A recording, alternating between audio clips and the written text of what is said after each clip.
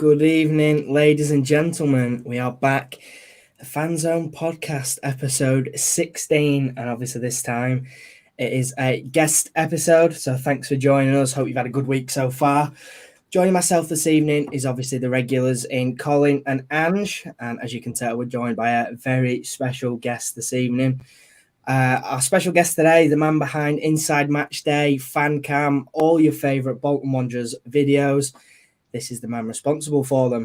So today, of course, we're joined by the one and only Marcus Harrison. How are you doing, Marcus? I'm good, thank you. Thanks for having me on. It's a pleasure. No, you're very welcome. Thanks for joining us. I know a few people have been excited for this one, and of course we are as well. Those of you who are watching at home, we want to drop you a reminder, as always. You can now catch the latest episodes of the Fanzone on Spotify. So if you have to, for some reason, leave us halfway through, you know where to find us. You can either watch back on YouTube or you can catch us on Spotify the next day. All the episodes are available just at the click of a button. And whatever platform you're watching on, drop us a like. We do appreciate it. You can find all our socials at the bottom of the screen there. So go and give us a follow over on there. And without further ado, let's kick off. So our first question for you, which is probably one you're not expecting, I'll be honest. We have a little bit of a tradition with our guests that come on. So we always ask them the same question. And that question is, imagine you wake up on a Saturday and you're having a full English, right?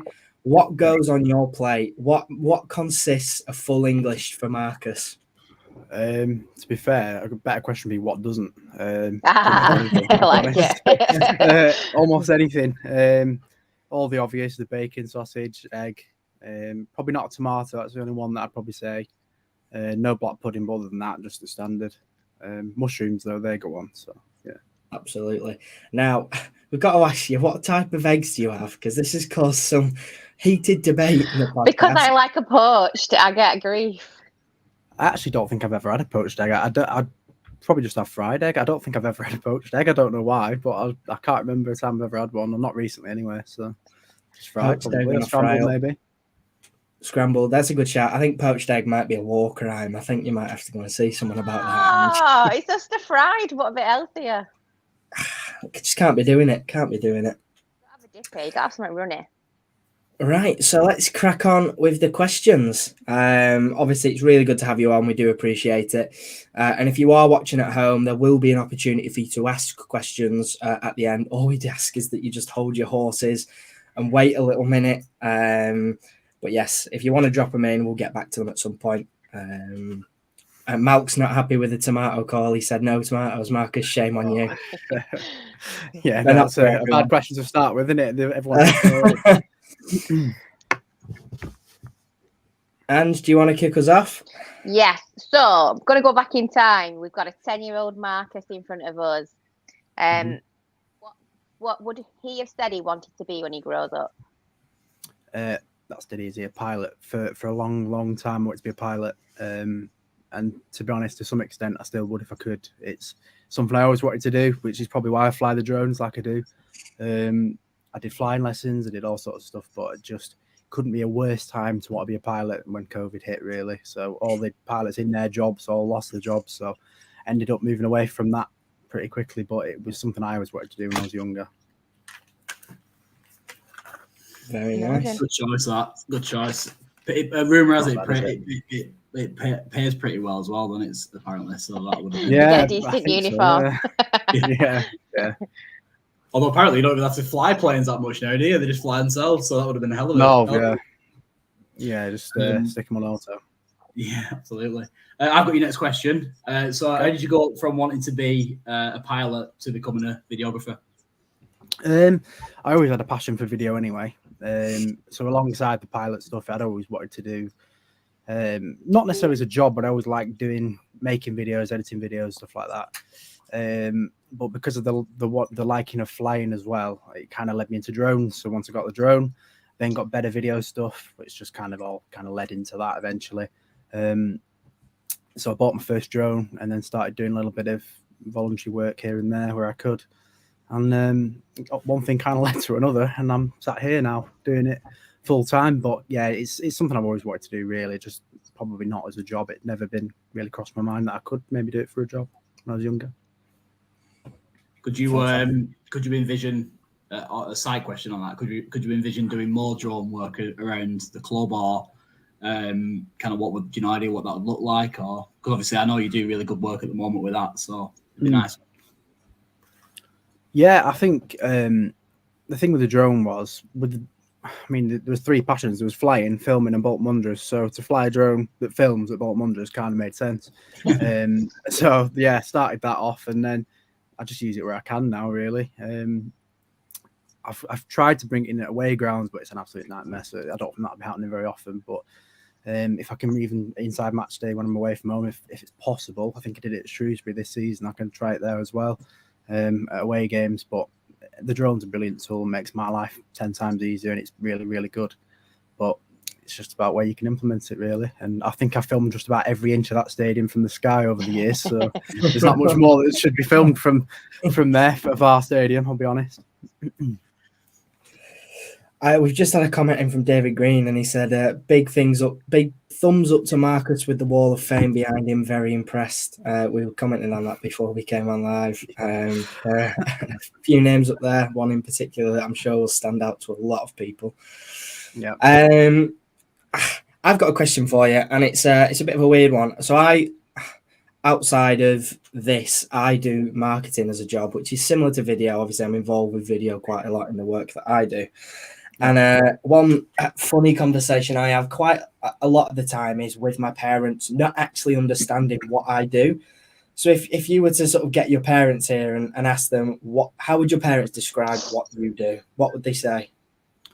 I think it probably depends who they're describing it to. My dad's a big Bolton fan, so he'd instantly just go straight to he works at the football club doing the video. But I think, I'm not sure really. It'd just be kind of maybe overlaying what I do at the football club, maybe sort of saying filming pretty much anything you see on social media. I've probably filmed it and edited it. But yeah, they probably just say that. Don't know. I don't really know what they'd say, but my dad definitely goes straight in with the football. He loves the fact that I work at the football club, I think. So he's keen to name drop. Oh yeah, definitely. Yeah. And he loves I think he loves the attention that I get as well. I bet he wants that Esky shirt behind your head, doesn't he? Oh yeah, I think I had to fight to get that. Yeah, I think if he had it his own way, he'd probably have it over his own bed, wouldn't he? I would imagine. Yeah, it's probably a bit of a random shirt, isn't it? That to have on your wall, but it's no, it's good. I like it. It's different, isn't it? It's good. It's a good one. So Marcus, obviously you are where you are now, and I'm sure there's people out there that would like to get into your line of work. So what are the three most important skills that you've picked up along the way to help you become a videographer? I think the biggest thing and the most important thing is getting yourself a portfolio. Now, whether that's doing it for free or doing it for very little, I think if you just get out there and film whatever you can, it makes a massive difference. Because the problem is with videography, people want to see what you've done. You can't even just say, oh, I've done this, that, and the other, because the next question is, well, let's see it, because of the nature of it. So just, I think getting out there and just filming anything you can film for anybody you can get with is exactly what you should do. It's what I did. I started off, I wanted to do work at Bolton. I was probably too young, I was about 16, to work for Bolton Wanderers. So I went and did it for the ladies team at the time. When I look back, it's not very good stuff, but it was getting myself out there. Started using the drone a little bit more while I was there, and then that led to opportunities here. I think if you actually go out there and do whatever you can for probably very little, it's really well worth it in this sort of line of work. Having something to show is a massive thing. So I'd definitely say getting out there and showing what you can do. And the other thing is being kind of having a good eye for detail.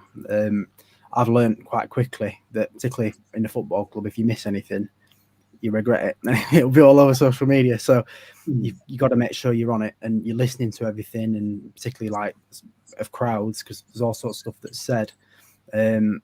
I think that's a really important thing if you're looking at working in football in particular. But yeah, just having a good work ethic as well. It's football in particular is a really weird industry, because you could put loads of effort into your work and it won't really matter how much hours you've put into it, because at the end of the day, if you lose, no one's going to watch it. really. He's not going to get anywhere near the views that a win would get. So you just got to keep putting on your all into it, even if you're thinking that it's not worth it. Because if you're going through a sticky spell, no one's going to watch your stuff anyway. But when you win it, it makes it all worth it. So it's just probably keeping going throughout, really. I bet you're. This isn't the next question. I'm just going to elaborate on it, but I bet you're a massive fan of the goals that we scored in the last 10 minutes, then, aren't you? Yeah. Oh, it's brilliant. Yeah, it's brilliant. Yeah, it's. I mean, it's really helped create the sort of feel that Inside Matchday's got, them goals, and the quality of the goals as well. You look at the goal against Barnsley. What a goal, and the fact that he ran right in front of me was perfect as well, because half the time they run the other side of the other side of the net, and I'm in trouble. We've seen you trying to catch up with him. Yeah, as long as no one records me running, it's fine. That's not a sight that anyone needs to see. But yeah, if I can get that sort of thing, it's brilliant. And luckily for me, I think every time I've scored a winner, other than Burton, they've celebrated right in front of me, and it's been just a case of getting as much as I can, really. Do you reckon they get together and go, "Oh, shall we celebrate in front of them?" Yeah, should we just sack Marcus off completely? Yeah, I know for a fact they do, but they don't say we'll celebrate in front of him. They'll say we're going to go the other way. So yeah. Another side question, actually, going back to what you said a minute ago about like how you will get into the industry and kind of like what you need to do to kind of get your name out there. What you're saying against that is don't be afraid to kind of go out your comfort zone. Is that what you're kind of referring to? Yeah, I guess. I mean, I started off relatively young. When I was doing the stuff for the ladies team, I was only 16, and I'm trying to help them out. And obviously, it's for free, but it's totally out of your comfort zone at that age to be. Because when you're volunteering at something like that, you're pretty much having to do almost everything. So you're straight out your comfort zone before you even begin. But the more of that you can do, and the more exposure you can get for the stuff that you do, it's well worth it, even if it is for free. And I've worked for a good couple of years where I got almost nothing back, and I was there every day or every couple of days, and it's just well worth it. It gets you out there and you meet people. But for me, that's the biggest thing. I think people leaving university and stuff like that, you just get out there, and whatever level you can, whatever the best level you can. I know it's not ideal if you're not getting paid, but it's well worth it because you can really show off what you can do. Yeah. I guess. Sorry, go on. No, go on, man. You should go. Don't worry, mate. What's one thing you wish someone had told you before you started? Obviously, we talked about getting a portfolio together and things like that. But if there's sort of one piece of advice that you wish you knew that might have made your career path a little bit different or helped you along the way a little bit faster, what's one thing that you wish someone would have told you before you got started? That's a good question. I'd say probably not to be afraid of sort of stepping out of the norm or the usual, because when I think to like what I do, most videographers that stand at the side of the pitch, particularly in the AFL, will stand there with a tripod, and I kind of started off like that, and I thought, well, why am I doing this? I've got a gimbal. Let's put the camera on the gimbal, and I can now move around. No, I've not really seen anyone else that stands there for 90 minutes with that in your hand. It's well heavy. So I thought, do you know what? I'm going to try that. And when they score, I don't know whether I'm allowed to run around the side of the pitch or not, but I'm going to do it anyway. And I do. And I get what I get. And I think if I sort of figured that out earlier, people would have probably liked Inside Matchday even more earlier. It's just been a case of, I think with anything, if you just try and create something unique, then you're going to go far. And for me, it was just trying to step out of the norm and create something that you don't really see every day. And I think at the minute, Inside Matchday is definitely like that. Even similar things at our level, a lot of the lads are kind of static and they're just with the tripod, but I stand there with that big gimbal for 90 minutes, but it's worth it when you score because you can just go straight over to them. It just helps massively, and I'm glad that I kind of came up with that idea when I did. So with that in mind, Marcus, what is something that you regret or something that failed but it's kind of taught you a big lesson about what works or what doesn't? I'm not sure really. I think I'm not really sure at all. I think what I would say is when I first started the videography stuff here, I was a little bit worried about stepping out of line and doing stuff differently. So if you could almost go back to when I started, you wouldn't notice any difference from people before me to now. It looked exactly the same as then when I kind of decided I was going to put my own footprint on it. it looked totally different. And I wish I'd done that earlier, really, because the difference between like the stuff now and even the start of this season is massive. But really, I could have done that last year. I was just a bit too scared, and if I'd just been more sort of outgoing with it, we could have been having it last season as well. But it's I don't really regret anything. I kind of like the way it's gone. Really, I've learned a lot along the way, and just keep trying to get better. Really, you could say probably that bravery would be one of those kind of skills that don't be scared to try something that people have not done before, because it might work and it might be brilliant. Yeah, well, like I said, they're running at the side of the pitch. I can't imagine that it's particularly popular with stadium safety officers and stuff like that. I know for a fact it's not when I go away from home, because I just get trouble all the time. But it's worth pushing the boundaries a little bit if you can, because what you can get, really, it's, you know, I'm not causing any harm, but I'm doing something that I don't think many people do at this level, or probably maybe a bit more now. But when I first started it was some kind of a, oh, you're doing that? I'm like, yeah, I'm going to give it a go, and it's worth it, really. So it's just about, like you say, being brave and seeing what you can do that others maybe don't do. So I guess there's no another side question on that. I guess there's no real manual, is there, to kind of what you should and shouldn't do? It's like, obviously there's going to be a boundary, of course, but yeah, is it something that you can refer to kind of check on what you're doing is right or wrong, or what? Not really. I think when you go away, you get sort of you will get given instructions what you can and can't do, and now it depends sort of where you are, so what the instructions are. For example, if you're at Hillsborough where it's packed, you're going to get told you got to sit down. You got to sit down there. You're not going anywhere. Yeah. Or, you know, it differs from ground to ground. At our ground, we're really lenient with myself, obviously, and the away team. But sometimes it's not like that. You know, sometimes the home team can do what they want, and you can't do anything. It's a bit of a mix, really. But you just get told when you get there. Oh, I'm the worst. Yeah, my colleagues hate it when I go away, because I just don't take it. I'm just like, right, I'm just going to do whatever he's doing. If he's doing it, I can do it, but it doesn't always go down too well.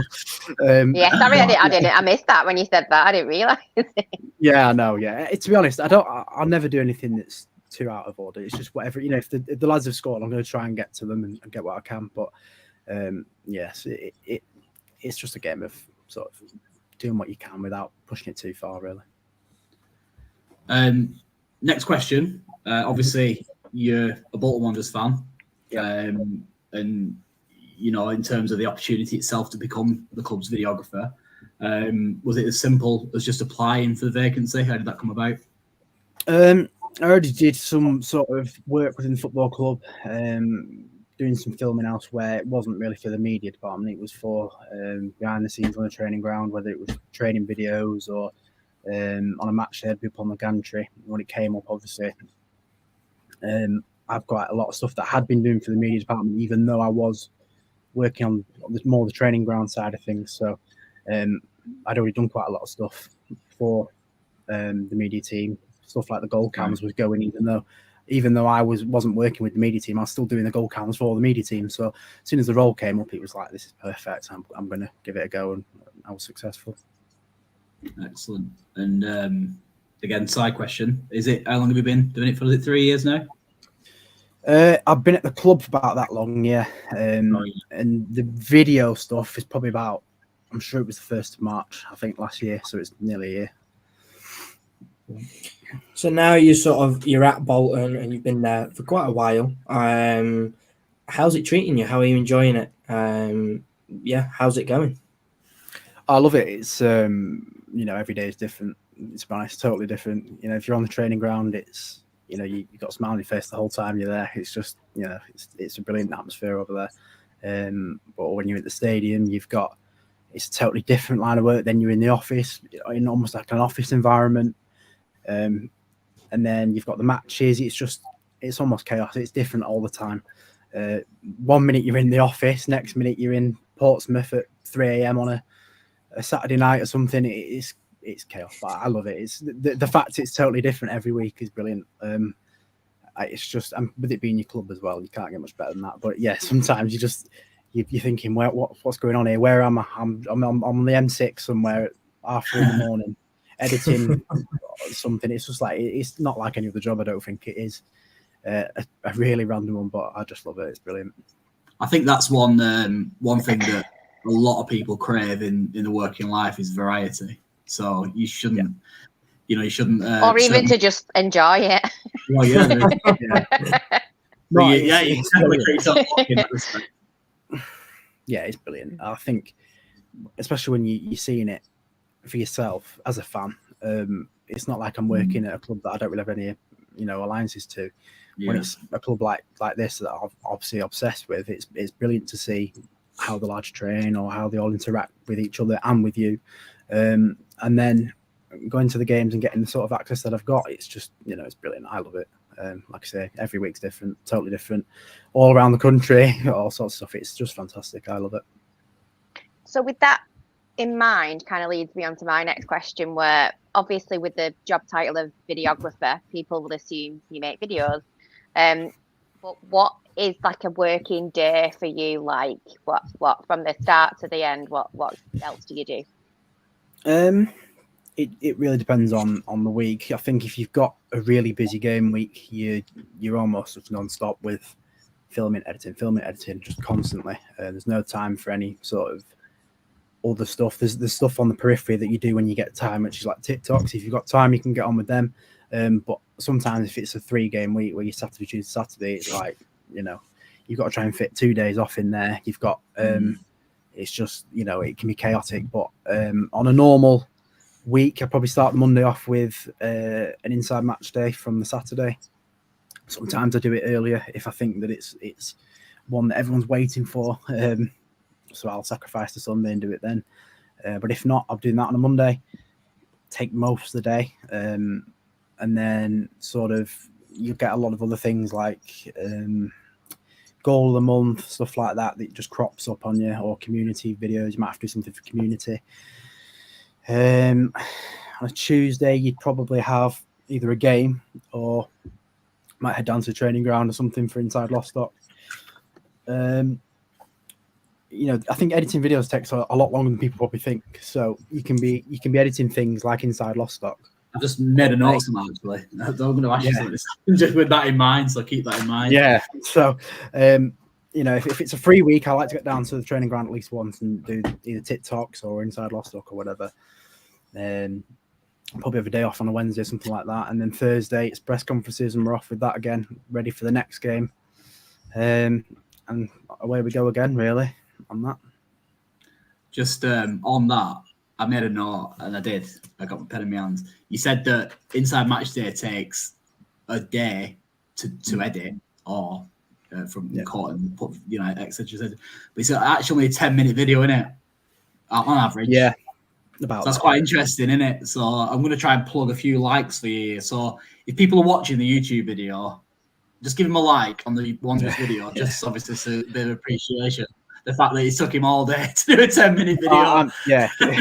I'm horrendous as well. When I've put it on, I can't come off it for an hour. I'm just looking at comments and stuff. You could go through any video on that YouTube channel. I can tell you pretty much any comment on there. So I'm all over that. Don't worry. It does take that long to do. Depends on the result. If you've been beat, I'll try and normally limit it a little bit, because the time can be spent in better ways, really, because it's not going to get the same numbers as a win. And you can probably spend that time doing something else. But it does take about that long, really. It differs depending, but particularly when you're away, because you've got more scene setting stuff to put in of the stadium, stuff like that. There's more to put together there. But yeah, it varies, but it's about a day. Yeah, it's not far off. Next question. This is a belter, to be honest with you, and I'm looking forward to your response, my friend. So it says, what has been the best experience you've had to date whilst working at Bolton Wanderers Football Club? It's easy, to be honest. When we got promoted in League Two, to have been around the place for the first time, like I was, and to be there that day, which was unbelievable. Absolutely, thoroughly enjoyed it more than anything else. Probably the best day of my life, to be honest. So easy, that definitely. You definitely didn't ask the lads to pour the ice over the manager at the end, did you? Just for No, I had no idea what was going on. I was just in euphoria. I was what there. So, I was just there. I loved it. It's brilliant. So I'm guessing you thanked them for doing that though afterwards, I would imagine. Yeah, well, shortly after it was my turn, so I got a bit off a couple of the staff members as well. So it was just a brilliant day, you know, unbelievable, absolutely unbelievable. I'll never forget it, to be honest. Before we go on to the next question, I'm going to run through some of the comments that we've had on here. So some of the things that we've had is one from Liam. He says, "Hi Marcus, who's the longest in the shower?" Oof, to be fair, I don't. Why would you be hanging around showers? Yeah, I don't. I'm not there for that. Luckily, I could probably. Marcus, do us a big favour, mate. Never video that. Oh yeah. Well, to be fair, after Fleetwood, where I went into the dressing room for the lads all chanting, I think you'll see why I don't go into the dressing room after the game, because the camera just absolutely steams up. It's freezing outside, and you go in there, it's red hot, so you can't see anything anyway. It was when you were wishing him happy birthday. The gaffer's birthday, yeah. I ran in, and it just, you can't. If you watch the video, you can't see. I could have just put the sound over a white picture; it would look no different. But yeah. Another one from Liam. I think this is in relation to one of the TikToks that you did. And he's asking for your answer. Is there more wheels or is there more doors in the world? Oh, yeah, I still get this to this day from a couple of lads that still ask me. I, for ages, thought it was wheels, but they didn't agree with me, so I had to change my answer because they were just relentless with it. It probably is doors in the end, but it was from a TikTok, and I was getting it all the time from them, so I changed my answer to doors. Fair enough. One from Malk, and he said, "The drone shots are great. Do you need permission to fly?" Yeah. So I mean, there's a few answers to that. To fly your drone commercially, like I do for the football club, you need it's not so much a license, but like a certificate of competency. I've got that, obviously, and you need public liability insurance, which I'm covered as well. And then to actually take off your drone in the stadium, depending on the make of the drone, DJI are the main ones, won't allow you to take off. You're in like a no-fly zone, so you have to go out onto your computer and authorise yourself, which is just permission from the football club, which obviously I've got. I authorise it on the computer, and then it let me fly, and then we're away. Fantastic. Another one from Liam. He said, "Was it Marcus that got Dapo, the party boy?" No, that was actually Mikey, the guy who was doing this before me, Mikey O'Gara, I think, who got him that. But yeah, that was a good one as well. I think I saw it at the side of the pitch after the game when I was getting my GoPros and actually returned it to Dapo. I can't remember what he did with it, but yeah, he did get it back in the end as well. Them hats as well, they're from Tesco, just in case people. There you go. Well, yeah, I think it was Mike. I'm sure it was. And Liam has also asked, are there any awards that you're up for? Because obviously, I think the club won one for best season ticket campaign or something. Are there any sort of internal awards or awards for videographers in the football industry? Not that I know of. No, I mean, I don't know what there is in terms of awards for videography in general, but I think there's some stuff for media departments and media campaigns such as season ticket videos, but not directly, no, not that I know of. Well, if there were, I'm sure you'd be in the mix for one of those. I'm sure everyone would agree. Some of the work that you've been doing recently is fantastic. Following on from Colin's question of what has been your best day out, I'm sure you can guess what my next one is. What's a stark contrast from promotion at Crawley? What stands out as quite possibly the most different to that one? Stockport away. Oh God! Not a great day.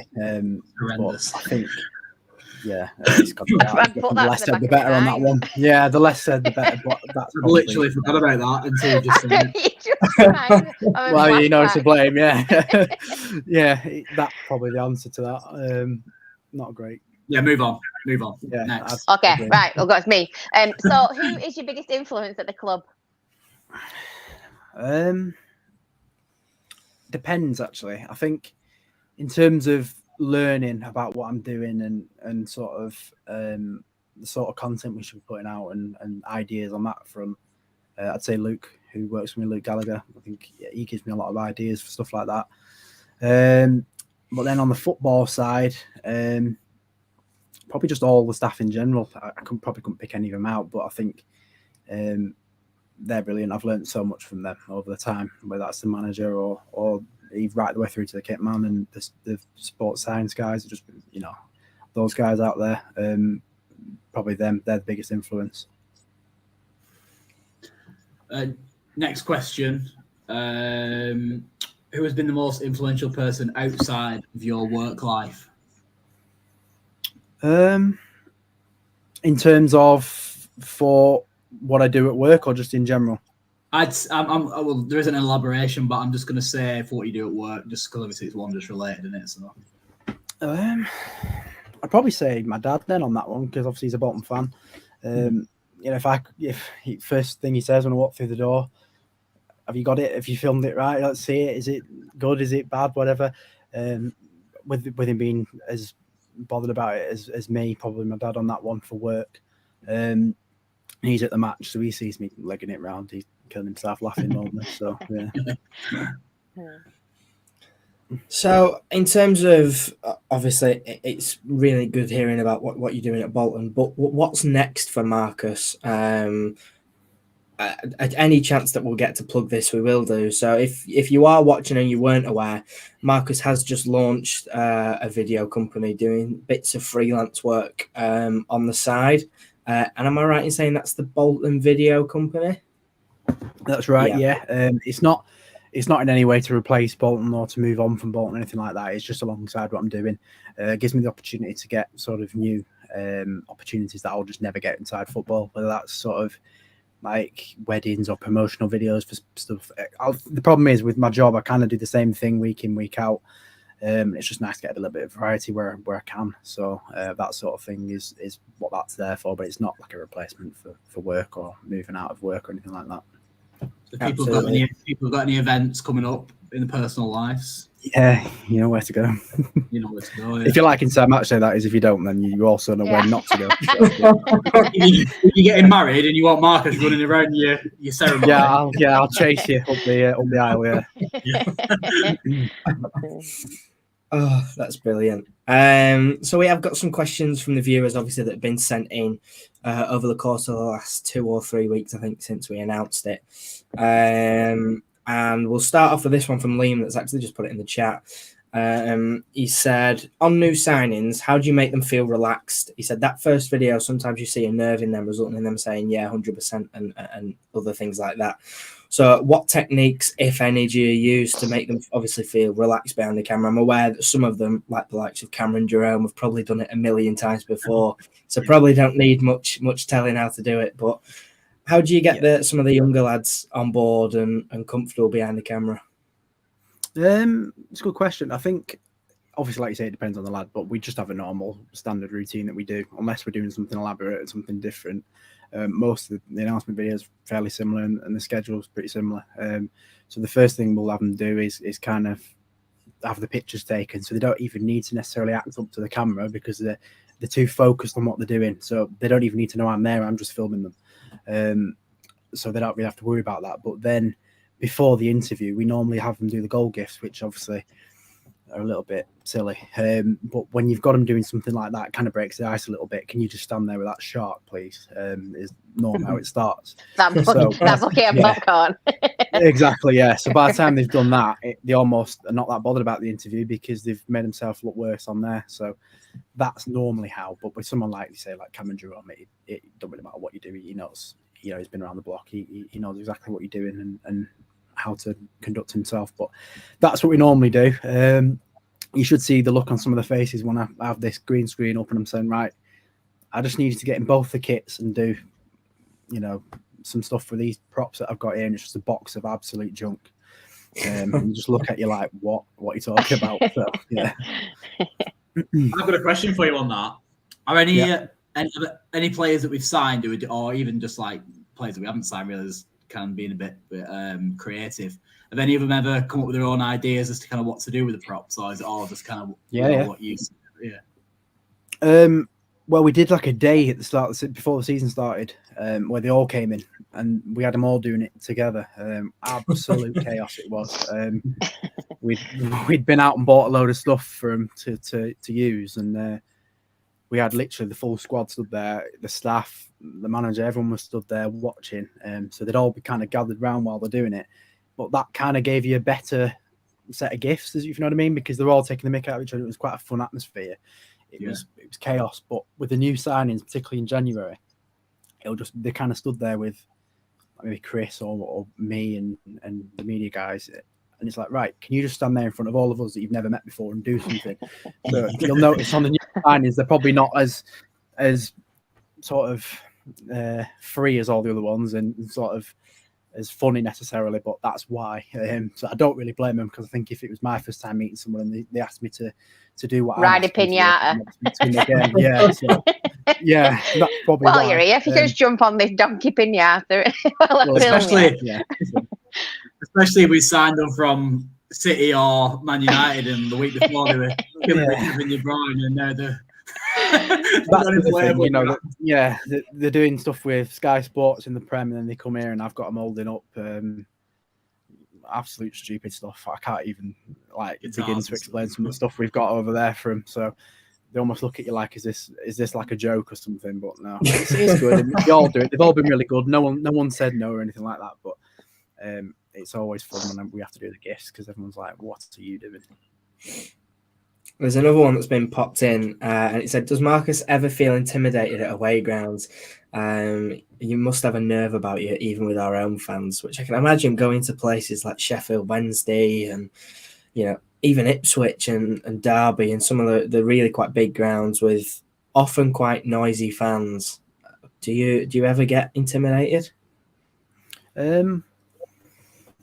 Not really. I think it kind of depends. I think actually you'd be surprised that the bigger grounds like Sunderland last year when we were doing it there, and Sheffield Wednesday are normally the better grounds to go to. You get more abuse at Fleetwood than you do there. Morecambe. You do.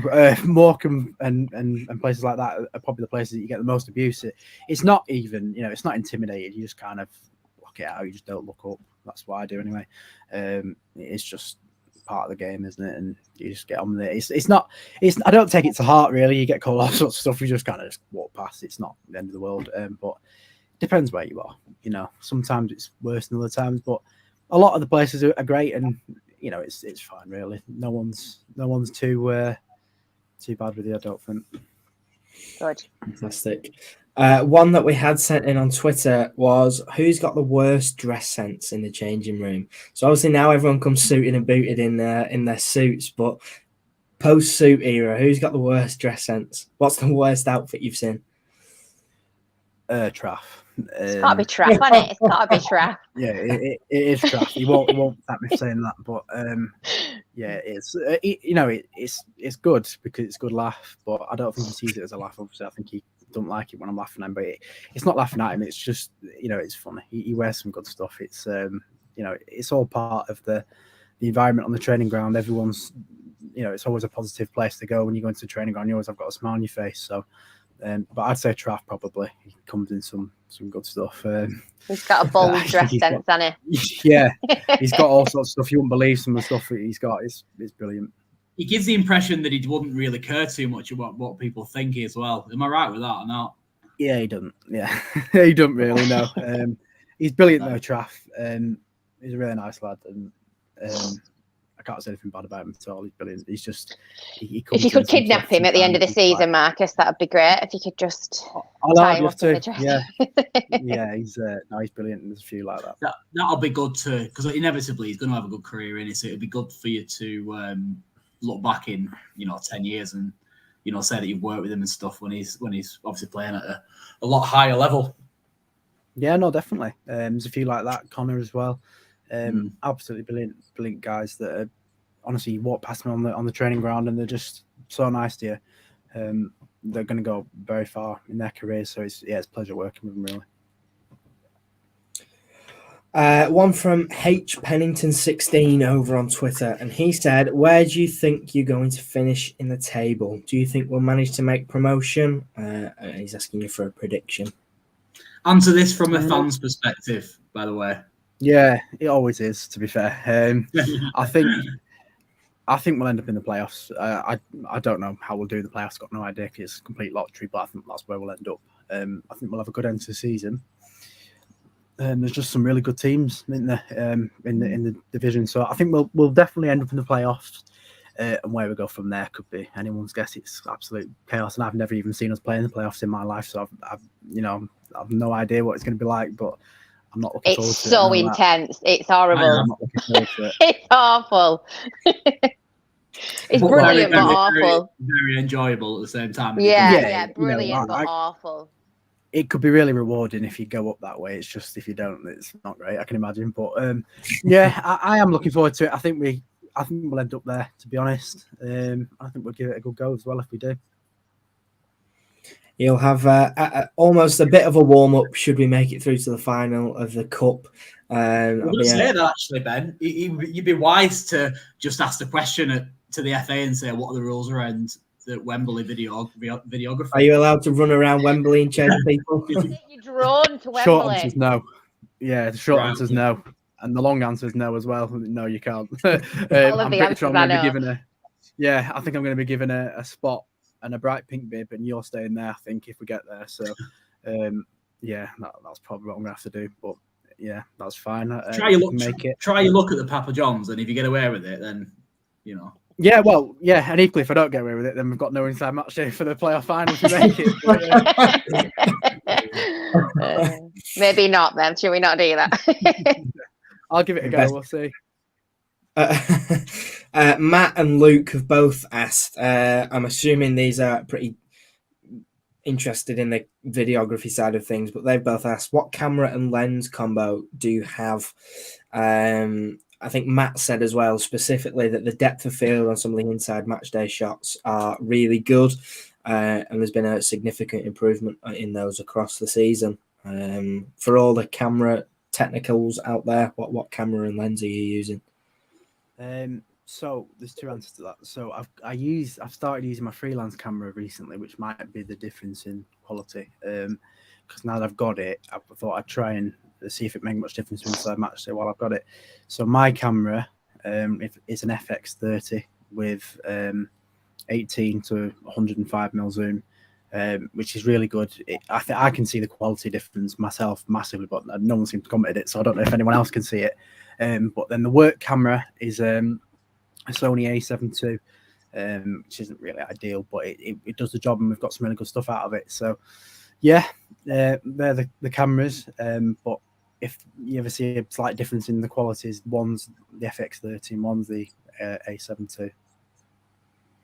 Fantastic. I'm hoping that you'll know the answer to this because I don't even know what the question means. Matt has also asked, what LUTs are you using, or are they custom? He said there's some proper moodiness in there. If that makes any sense to you, then feel free to answer. Yeah, it does. They are custom. I've kind of got a set one that I use, but I'll have to figure out where you can get it from. I can't remember where you get it from now. It was one that I sourced online, but I kind of adapted it a little bit. It's not really got an obvious name, so I can't really give you any help on that, but it is really good, and I use the same one all the time. So yeah. Fantastic.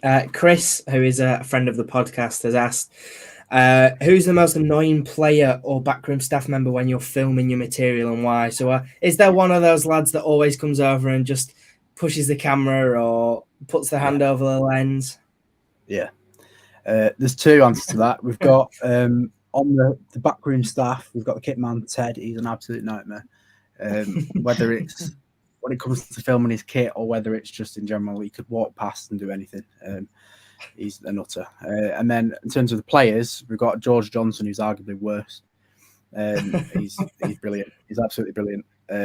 But like you say, I think on maybe not the last Inside Matchday, the one before, if you watch as I'm walking out the tunnel for the warm-up, he slams the door in my face on the way. He just knows that it ruins everything. So he's like that at any opportunity. He's definitely the worst, no question, from the players. But it's good, it's brilliant, because you get some good stuff, but he's definitely the worst.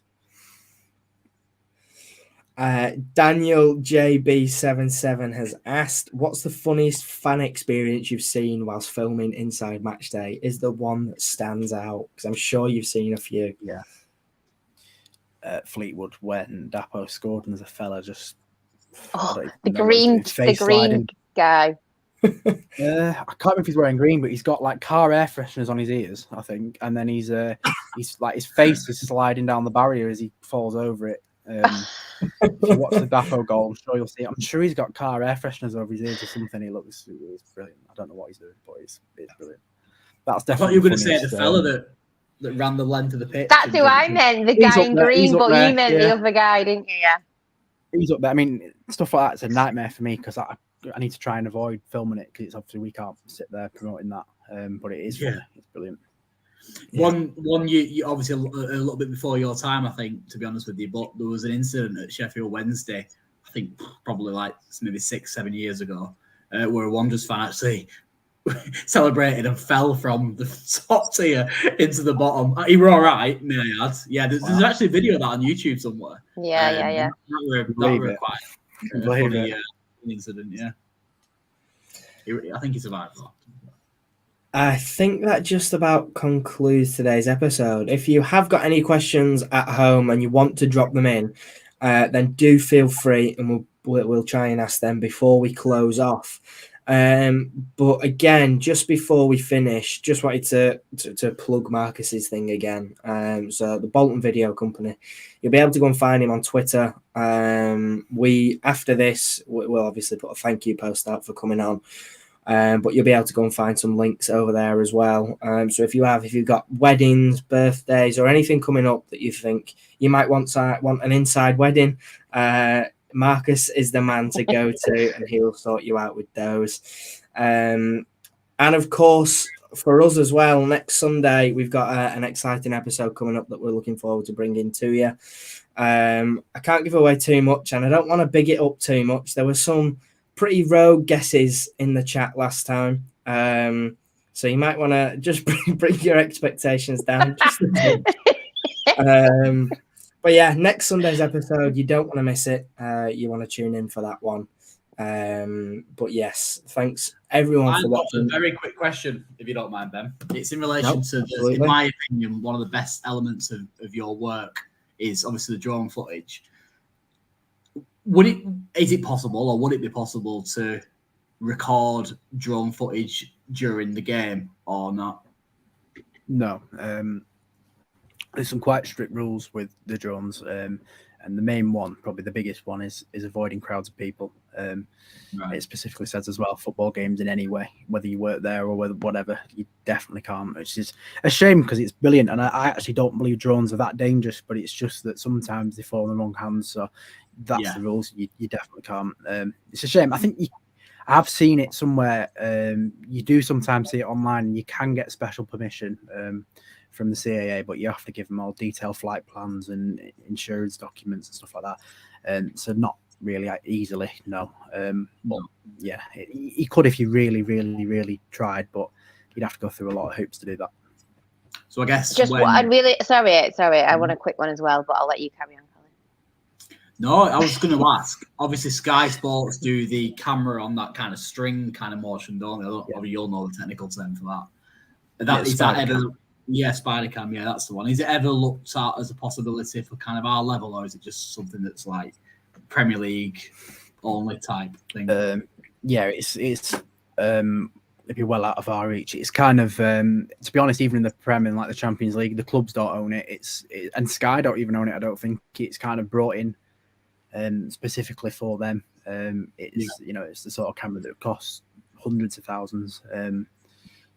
And then finding someone to operate one as well. But they are absolutely brilliant.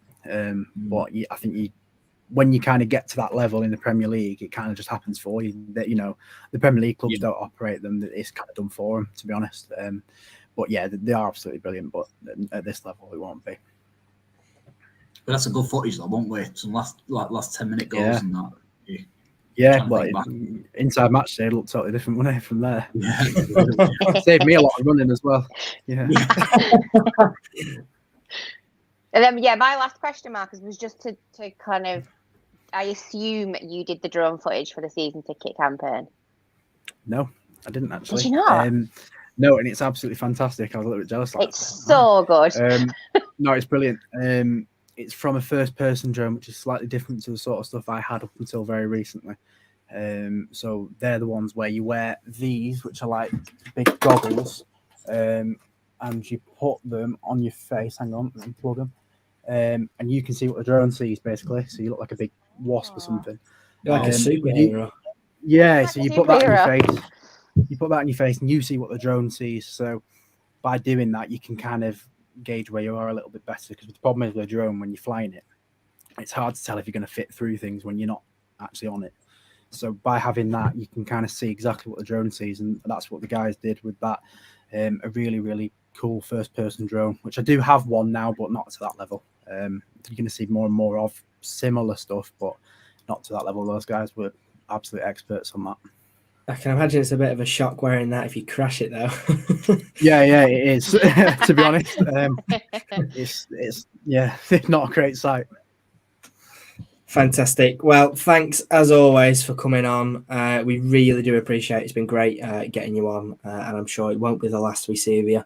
But yes, thanks very much for coming on. And like we said, Bolton Video Company, go and take a look. Marcus does some really great work, and if you want a slice of that, then you know where to go. Thank you all for watching. We really do appreciate it, and we will see you on Sunday for a very special episode. So that's all from us, and we shall see you all later. Take care.